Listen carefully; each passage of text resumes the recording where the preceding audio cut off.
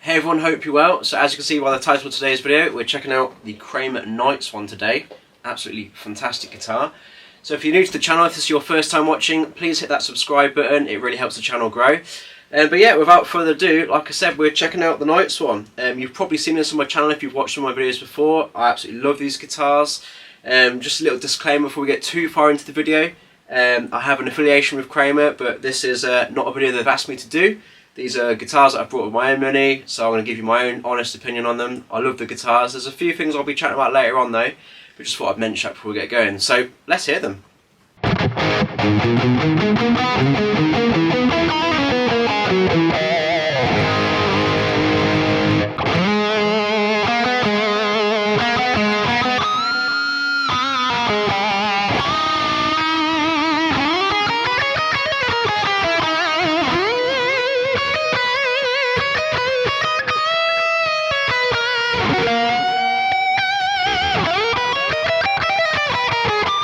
Okay, so let's chat about the specs of the guitar. I'll do a quick run through of what we've got here. This Kramer Nightswan is obviously the reissue that they brought out recently.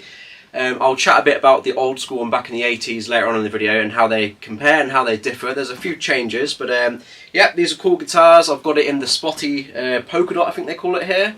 And off the camera to the side, you'll see me playing it later on, I've got the Aztec. There's also one other finish, I think it's metallic black or something like that. That's also available left-handed for you lefties out there, but sadly the other two cool colours, right-handed only, I'm afraid, sorry. But yeah, let's chat about the specs. So first of all, we've got 24 frets. These are medium jumbo frets, you know, great for bending on. We've got an ebony fretboard, which is a little bit different for Kramer. Most of the Kramers I've played before are normally maple necks, so that's cool. It is a maple neck, sorry, in the back, but again, the fingerboard ebony.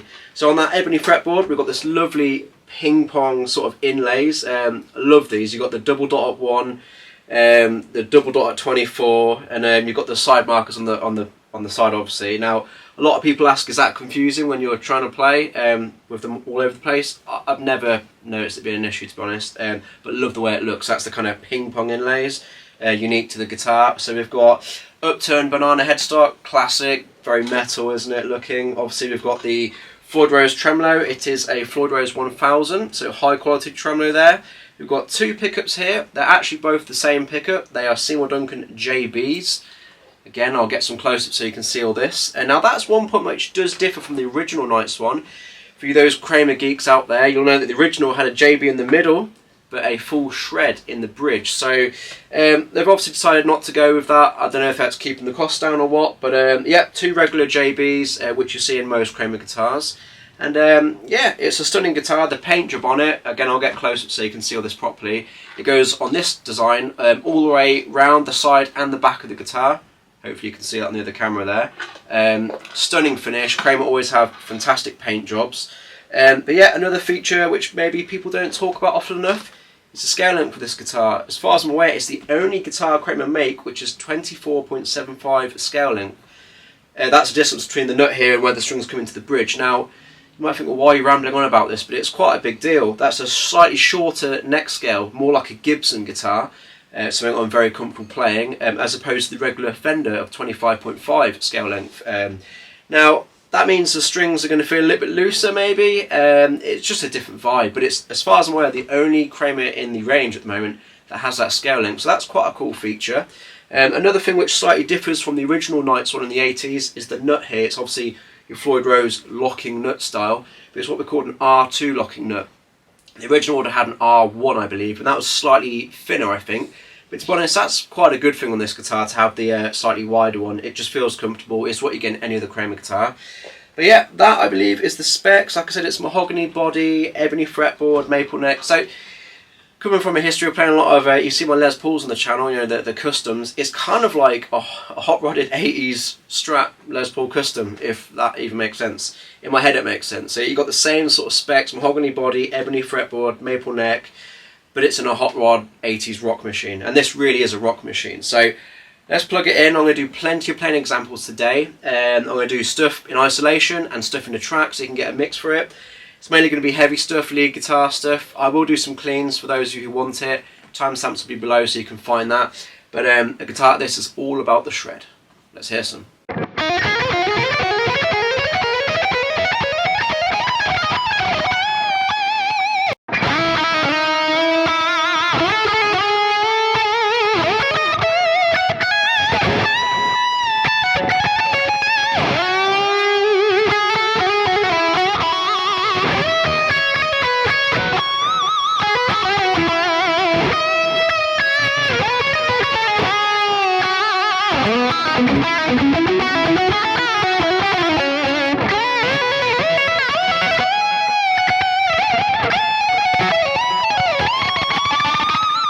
So I first became aware of these guitars after seeing Vivian Campbell playing one in the, I think it's the Still of the Night video, or Give Me All Your Love. One of those old classic Whitesnake tracks from the '87 album. Amazing album, right?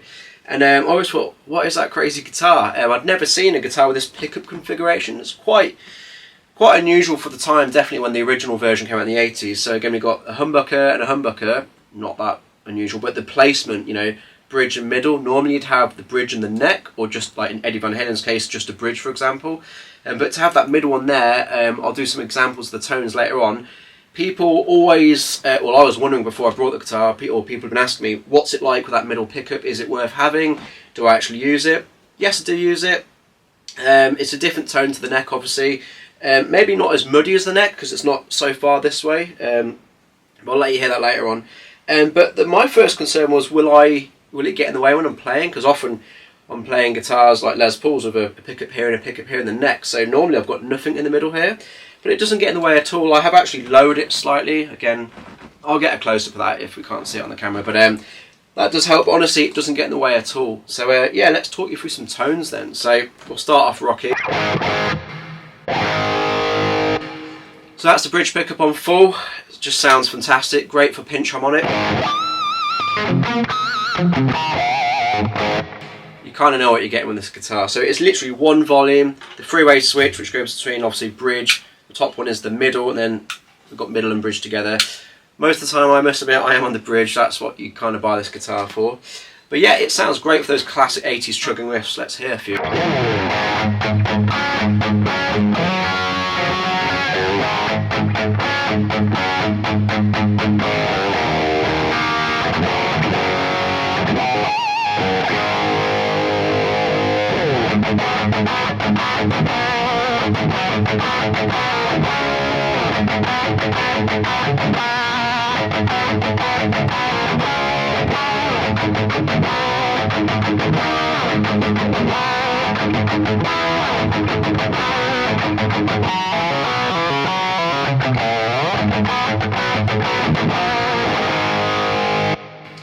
Love it. So this guitar has amazing fret access. You can see with the cutaway here, it's properly scooped out, a massive, access there. Nothing worse than having all those frets and not being able to get to them. This guitar is a bolt-on, but honestly, like some bolt-ons you can't get at the top. This one you've got no excuse at all. So maximum shred potential, as I like to say.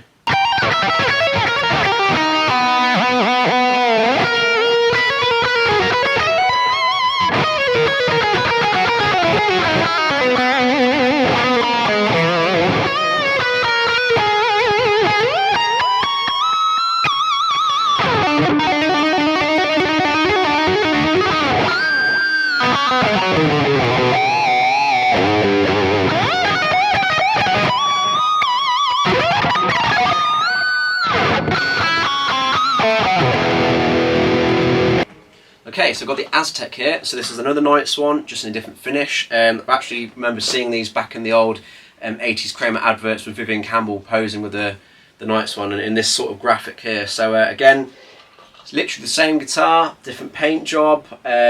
Specs are completely identical. Why do I need two? Back when I was playing an 80s tribute band, that was the main guitar, and this was basically brought as the backup. Just in case I popped a string, obviously, but yeah, they're fun guitars, don't want to part with them, I absolutely love them. So I'll do another little playing clip here. I'll do this one in a track so you can hear it in context.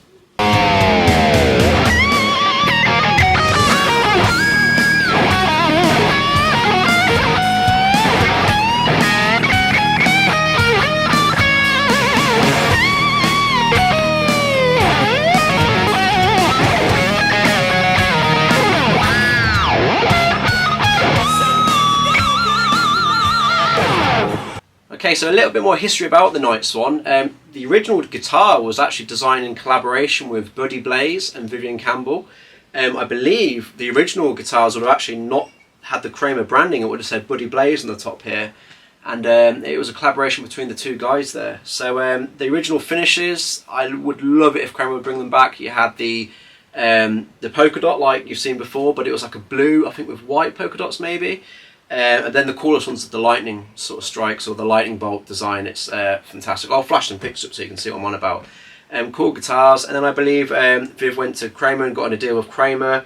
They started manufacturing them, but the original guitar would have started out as a Buddy Blaze sort of design, I guess. But yeah, like I said before in the video, there's a few things on these reissues which I love, but there's a few things that aren't authentic to the original guitar. So the main thing is the pickup that I've been talking about earlier. So we've got these lovely Seymour Duncan JBs, great pickups, got them in loads of guitars.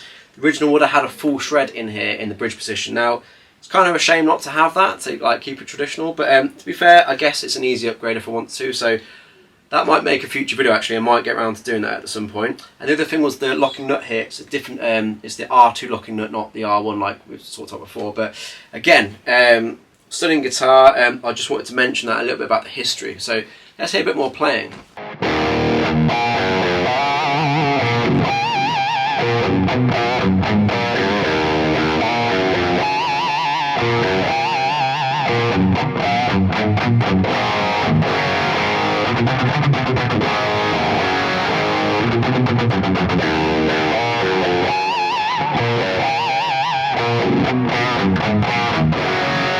Alright, let's hear some clean tones. So if you've got a guitar like this, you're probably not going to be playing clean often.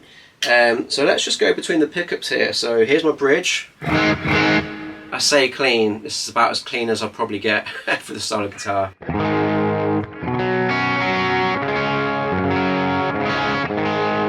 I'm going to go to the middle position now. I was tempted to say neck, but middle.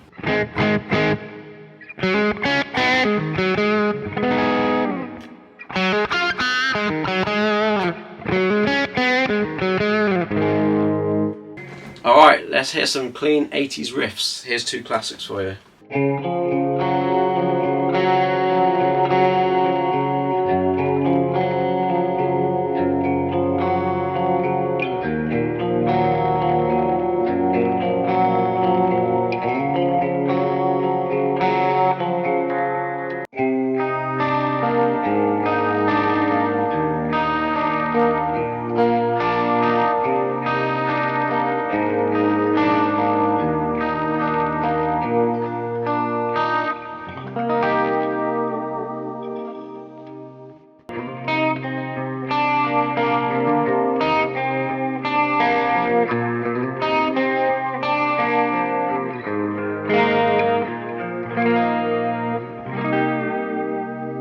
Hopefully you enjoyed that. So again, I guess if you're buying a guitar like this or contemplating it, you're probably not going to be playing on a clean channel often, and apart from those classic ballads maybe, but this guitar is built for the gain, isn't it? So let's throw it back on the lead channel. I'm going to put all the 80s filth on. Let's go reverb, delay to treat ourselves.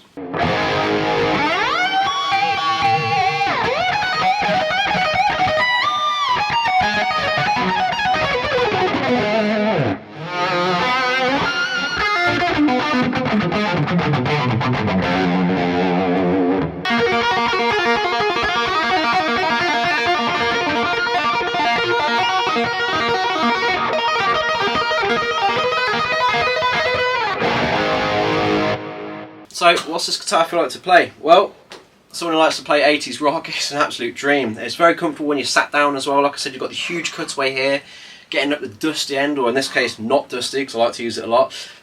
Really big sweeping belly cut here, which is great as we all put more weight on. Love that, great feature.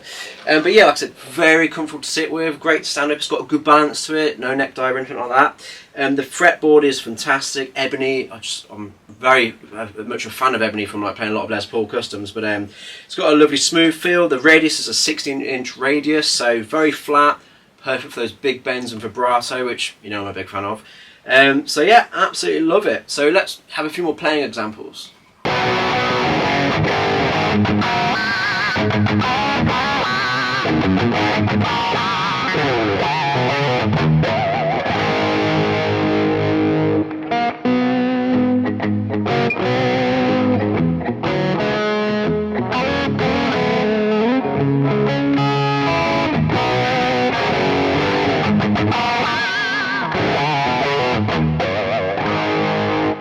enjoyed that bit of playing.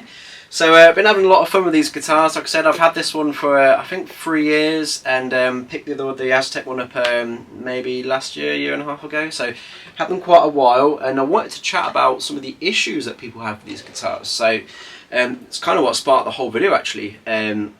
Had someone reach out onto me on Instagram, and I think somebody commented on one of my videos a couple of weeks ago on YouTube here, saying, "Oh, love your Nightswans, they sound great in the videos," that sort of thing. You know, like I'm kind of wanting to get one, but not too sure. Want to try one out. What are your thoughts on it? And here, there's a couple of quality control issues. So yeah, I'm going to chat about that for you now. So, like I said, I've had this guitar a couple of years now, and I used to play it as my main guitar in a band, and that meant weekly rehearsals, a lot of gigs, sweating over it. You know, the pole pieces on these pickups are actually starting to rust away already. That's my disgusting sweaty habits. But yeah, so the only issue I've had on this guitar is actually within the first week of owning it, the input jack down here, kind of common I guess, came completely loose, completely undid itself, and fell out the guitar basically.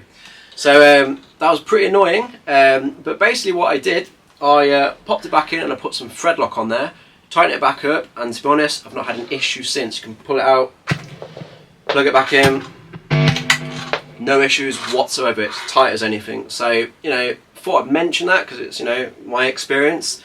Other than that, in terms of the quality of the guitar, how it was set up, felt great. I actually have my Floyd set up slightly differently. So when this came from the factory, it was set, I guess you'd call it floating, where it was kind of, you know, like the knife edge was against the body, you know, perpendicular. Is that what the right word? I don't know what the right word is. I'm not a typical guitarist. Don't know what I'm on about. Anyway, what I'm trying to say is that the bridge was like this, and I prefer to have it get back against the body. So what I did, I instantly got in the back of the guitar, took the back plate off, never keep them on, and tighten those screws up to pull the springs, and that will basically pull the bridge right down against the body. Now, I like to do this for 2 reasons. I feel like it gives you better tuning stability if something goes wrong.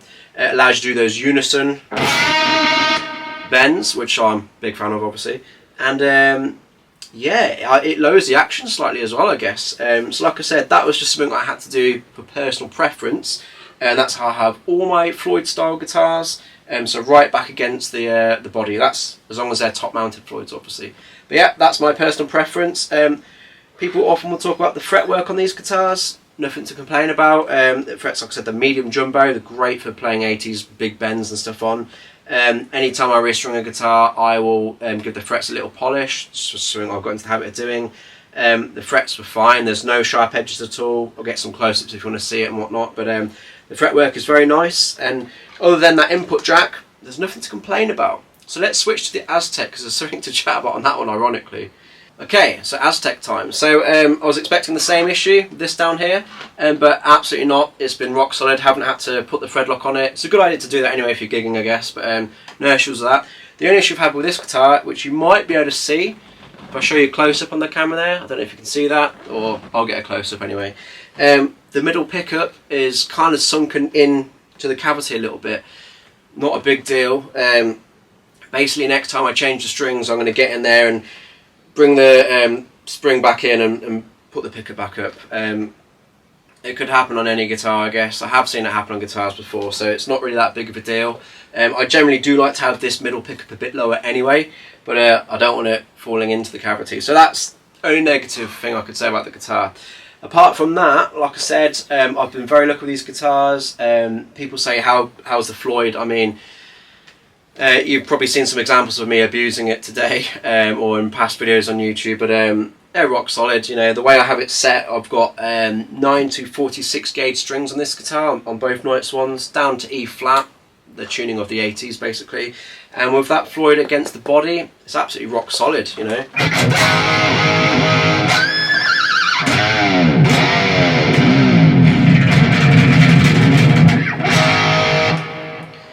Can't really put it out of tune. I mean, I can go even more crazy if you want.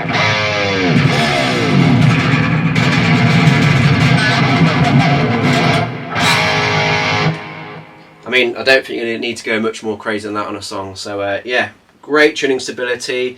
Again, a lead guitar player's dream. So let's give you a few more playing examples. I'm going to put in an example here where I'm actually using both Nightswans together. I think it's a bit of RATT I've gone for. check it out.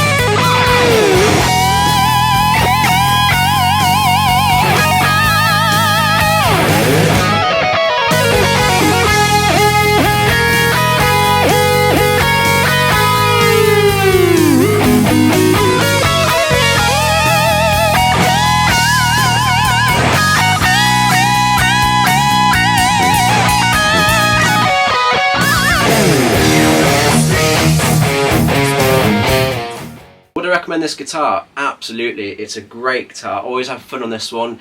It's very much a kind of rock in your face guitar. I mean, the paint job says it all really. I mean, obviously they do just a black metallic one if you want something a little bit more subtle, but yeah, the more in your face the better for me. So it's a shredder's dream, nice flat radius, chunky frets, the most beautiful fret access I've ever seen on any of my guitars. You know, I'm a big Les Paul fan, and you know, that 22nd fret isn't the easiest to grab. You can do it, you get used to it, but a guitar like this, there's literally no limitations there. So great fun guitar for playing the 80s rock. It's got the vibe, it's got the look, love the upturned headstock, you know, it's just classic. Is it the most versatile guitar in the world? Nah, not at all. But I think you know that getting into a guitar like this, there's just a volume control, no tone. You've got the three-way switch, but no tone controls, no push-pulls, nothing like that. Does it clean up well? It's okay. You know, here's full volume. Let's roll that volume down.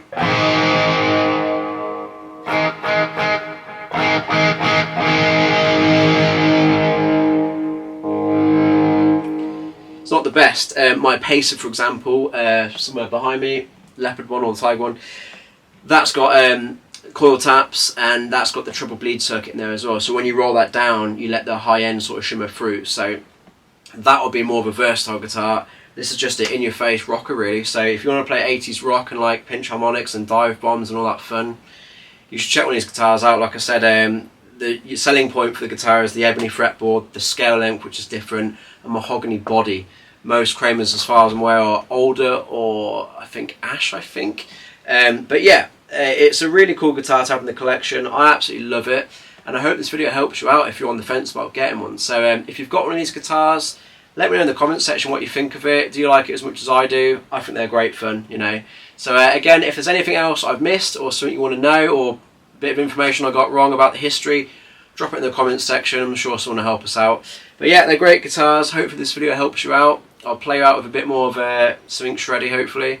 And yeah, I'll see you in the next video. So thanks again for watching. Remember to subscribe if you're a first time viewer. And if you're watching these videos without subscribing, please subscribe because it will help the channel out. Catch you on the next video. Cheers.